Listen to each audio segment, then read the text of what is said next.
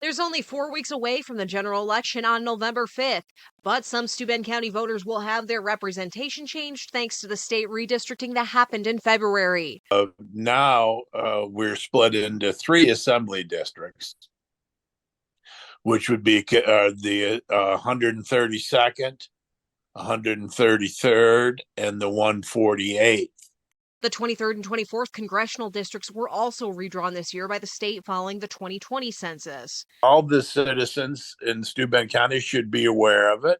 Some voters in Wayland, Cohocton, Dansville, Prattsburg, Wheeler, and Avoca will be voting in a contested race for the 24th district, which is a swing district. Wayland, Cohocton, Prattsburg, and Avoca have a choice for assembly. They do have a Democratic and a Republican candidate.